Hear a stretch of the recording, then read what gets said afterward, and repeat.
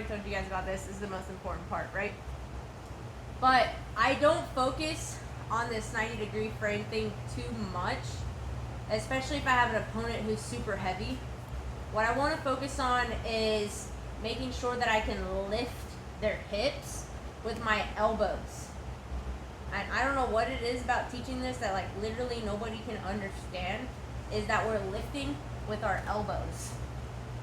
Like this. Everyone still wants to lift with their hands and bring their knees in. What we are not doing is that escape where I lift them up and bring my knees in for butterfly guard. Alright, so that is, we are not doing this escape here. Okay? And never use that. I can promise you, you will never see me roll and do that escape. I am strong enough now. But I will never use this escape. So, what I want to do is I want to make sure I get my elbows nice and tucked in.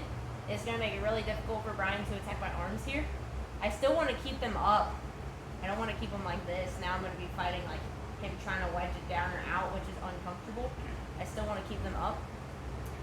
So I'm going to use my knees and I'm going to lift with my knees and my elbows to get my knee underneath.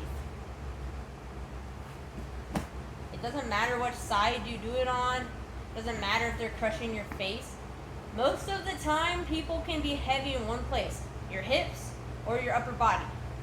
That's basically it, right? They can't be heavy all the way across. Like, they can't have really heavy hips and really heavy upper body. Like, if Brian decided to go ahead and pancake me right now. So right now, all his weight is currently on my stomach because that's where his center line is. So my hips are able to move and my arms and shoulders are able to move, but my midsection can't really move. Not very comfortable. So really wasn't hindering much of anything other than my breathing was kind of hard because he was like basically right on my lungs. But I could still move both my hips and my shoulders, which is not really a mount Brian's going to use at this rank because he knows he has no control of anything on my body. He doesn't have either hips or either shoulders controlled, so he's not going to really get anything out of that at all, right? Other than if I'm so like that he wants to slow me down and tire me out, he might do that to like make it so I can't breathe, right?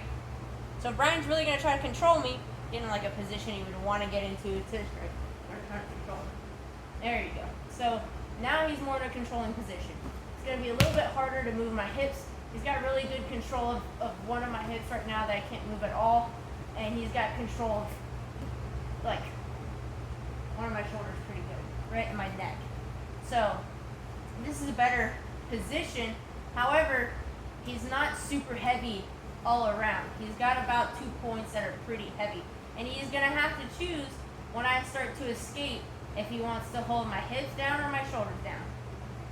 So, I'm going to force him to put his weight onto my upper body. Does that make sense? Mm-hmm. I get my elbows in. I bring it across my waist.